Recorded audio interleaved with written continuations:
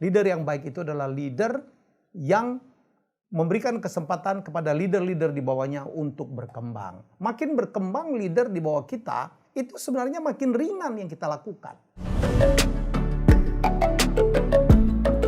Saya kali ini akan sharing tentang apa sih ciri, tanda kalau Anda itu sebagai leader adalah leader yang baik dalam arti sangat disayangi gitu.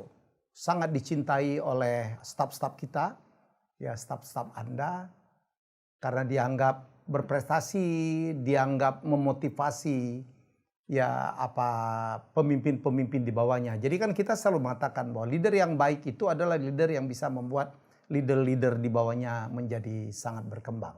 Ya saya berkali-kali.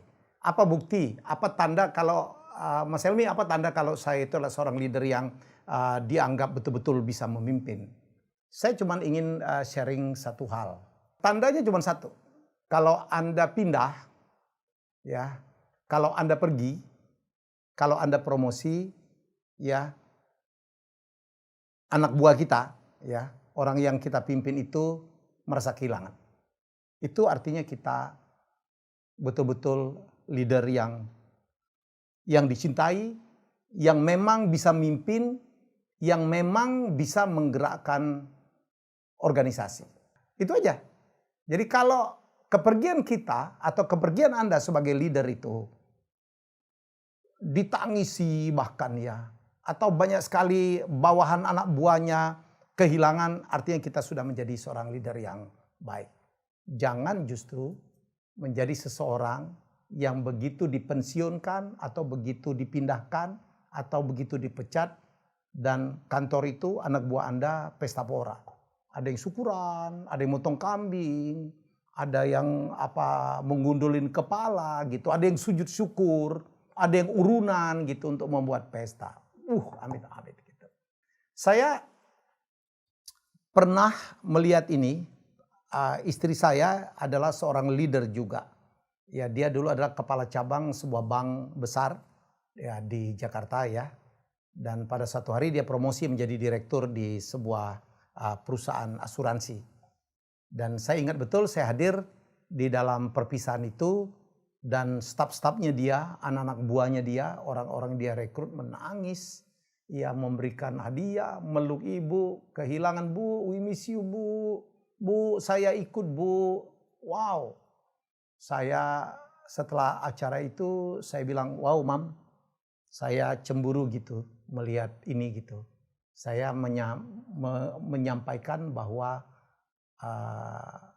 mama istri saya itu adalah seseorang yang sangat dicintai oleh anak buahnya. Dan memang istri saya itu. Ya, dia sangat dekat dengan anak buahnya. Bayangkan kadang-kadang kita traveling gitu kemana ke luar negeri. Dia beliin oleh-oleh tuh satu-satu.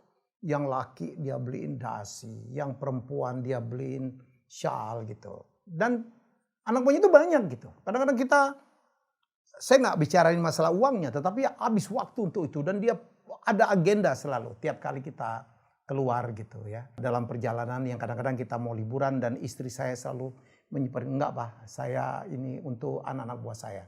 Karena dia bilang saya tidak akan bisa begini tanpa dukungan dari anak buah. Saya bilang dalam hati iya juga ya. Dan dia kadang-kadang bikin acara dengan anak buahnya. Dia ajak karaokean, dia ajak makan-makan malam ya. Dia ajak ngopi-ngopi. Kadang-kadang dia undang saya untuk dipertemukan dengan anak-anak buahnya itu ya untuk ya ngobrol gitu. Saya motivasi mereka.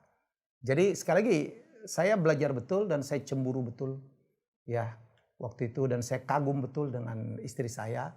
Ya begitu dia keluar dia promosi, dan itu berkali-kali dia promosi anak-anak buahnya atau staf-stafnya dia atau leader-leader di bawahnya merasa kehilangan, dan ada yang ikut gitu. Jadi itulah, dan saya alhamdulillah juga pada saat beberapa kali memimpin perusahaan saya berusaha menjadi seperti itu, menjadi leader yang dicintai. Jadi teman-teman, jadilah seorang leader yang dicintai. Jadilah seorang leader yang mengempower gitu, yang memberikan kesempatan berkembang kepada bawahan-bawahan kita. Leader yang baik itu adalah leader yang menciptakan leader-leader baru. Leader yang baik itu adalah leader yang memberikan kesempatan kepada leader-leader di bawahnya untuk berkembang. Makin berkembang leader di bawah kita, itu sebenarnya makin ringan yang kita lakukan. Makin ringan tugas kita.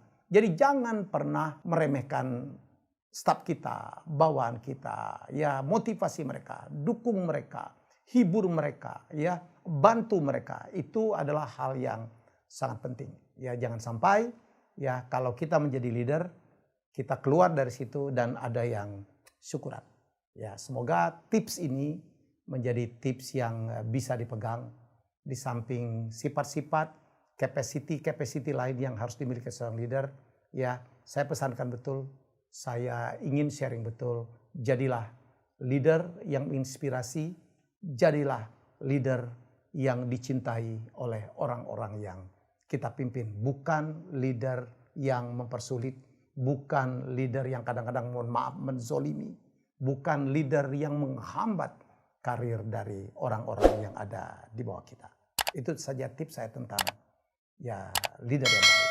Selamat menjadi leader yang baik. Apapun posisi kita, apapun jabatan kita adalah leader. Minimal di rumah kita adalah pemimpin keluarga. Jadilah leader yang baik.